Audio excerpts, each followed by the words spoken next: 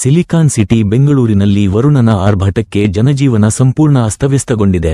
ಪ್ರಿಯ ವೀಕ್ಷಕರೇ, ನೀವು ಇನ್ನೂ ನಮ್ಮ Insight News 14 YouTube channel subscribe ಮಾಡಿಲ್ಲವೆಂದರೆ ಕೂಡಲೇ ಸಬ್ಸ್ಕ್ರೈಬ್ ಮಾಡಿಕೊಳ್ಳಿ.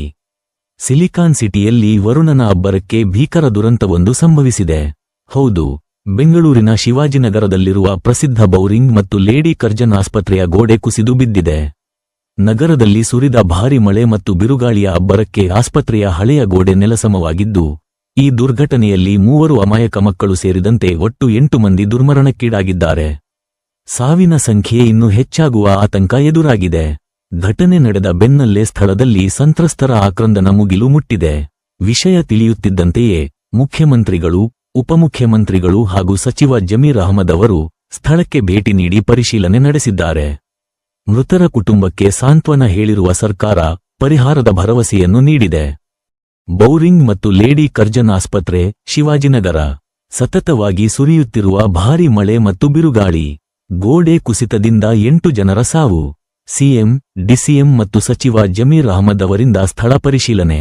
ಸದ್ಯ ಸ್ಥಳದಲ್ಲಿ ರಕ್ಷಣಾ ಕಾರ್ಯಾಚರಣೆ ಚುರುಕಿನಿಂದ ಸಾಗುತ್ತಿದ್ದು, ಅವಶೇಷಗಳ ಅಡಿಯಲ್ಲಿ ಯಾರಾದರೂ ಸಿಲುಕಿದ್ದಾರೆಯೇ ಎಂದು ತಪಾಸಣೆ ನಡೆಸಲಾಗುತ್ತಿದೆ. ಈ ಭೀಕರ ಘಟನೆಯ ಬಗ್ಗೆ ಮತ್ತಷ್ಟು ಅಪ್ಡೇಟ್ಸ್ಗಳನ್ನು ನಾವು ನಿಮಗೆ ನೀಡುತ್ತಾ ಇರುತ್ತೇವೆ. ಮುಂದಿನ ಸುದ್ದಿಗಳಿಗಾಗಿ ನೋಡ್ತಾ ಇರಿ ಇನ್ಸೈಟ್ ನ್ಯೂಸ್ 14.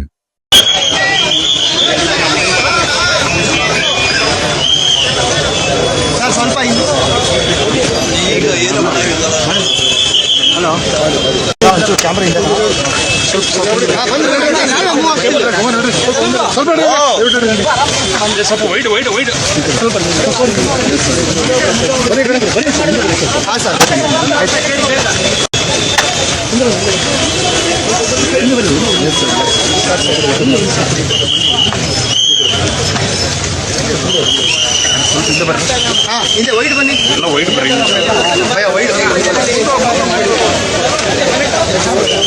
ಹಿಂದೆ ಬನ್ನಿ, ಬನ್ನಿ ಕಡೆ ದೂರ ಬರ್ ವೈಟ್ ವೈಟ್ ವೈಟ್ ಸರ್